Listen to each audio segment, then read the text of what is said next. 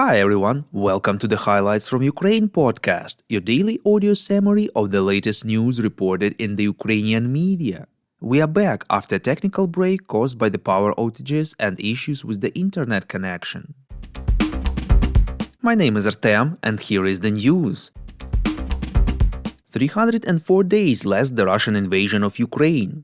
Yesterday, many Ukrainians, along with the Western world, celebrated Christmas Eve. Traditionally, the Orthodox Church of Ukraine celebrated Christmas on January 7th, according to the old calendar, but this year it allowed celebration on the 25th of December. The Russian Orthodox Church and its Ukrainian branch continued to celebrate only in January. The heads of the Ukrainian Greek Catholic Church and the Orthodox Church of Ukraine announced plans to create a joint working group on the reform of the church calendar, reports Ukrinform.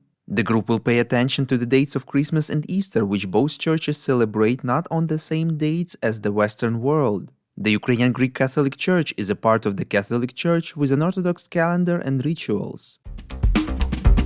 In his Christmas address, President Volodymyr Zelensky said that wherever Ukrainians are, they will be together today. Together they will look at the evening sky and together remember the morning of February 24th.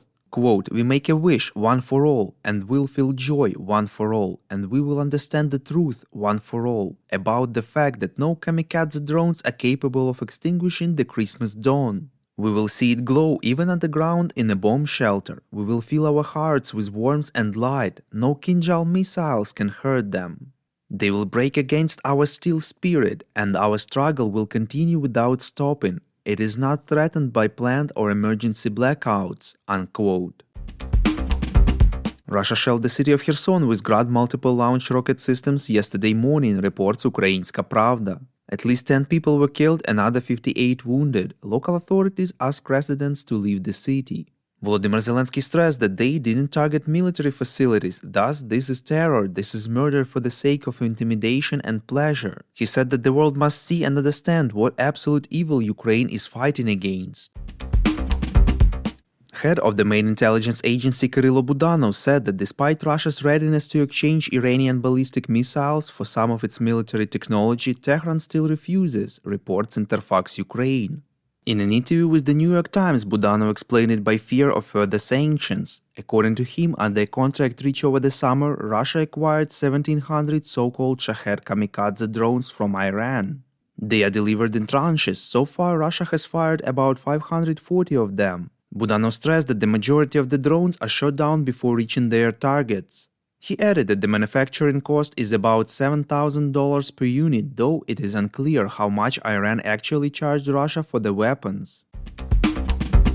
According to the British intelligence report, Russian forces in Ukraine are experiencing a shortage of ammunition, and it remains the main reason hindering their advance, reports Radio Liberty. British experts believe that Russia has likely limited its long-range missile strikes against Ukrainian infrastructure to around once a week due to the limited availability of cruise missiles. They also believe that Russia is unlikely to have increased its stockpile of artillery munitions enough to enable large-scale offensive operations. The General Staff of Ukraine informed that since February 24th, the Russian army lost over 102,000 personnel, over 3,010 tanks, 283 planes, and 267 helicopters, reports Slovo i Dilo. The United Arab Emirates will hand over 2,500 household generators to the civilian population of Ukraine, reports Ukrainska Pravda. The generators have the capacity of 3.5 to 8 kilowatts. About 1,200 household generators were delivered in Warsaw on December 24th, and the country will be handing over the rest of the generators in January. If you like what we do and would like to tip us, you can now do so directly to our PayPal. Check out the link in the description to this episode for more details. And as usual, you can subscribe to our Patreon. In gratitude for your help, we will give you access to a series of exclusive episodes on wartime life in Ukraine. We call on you to demand from governments of your countries to impose the toughest sanctions possible on Russia and its citizens to stop their invasion of Ukraine.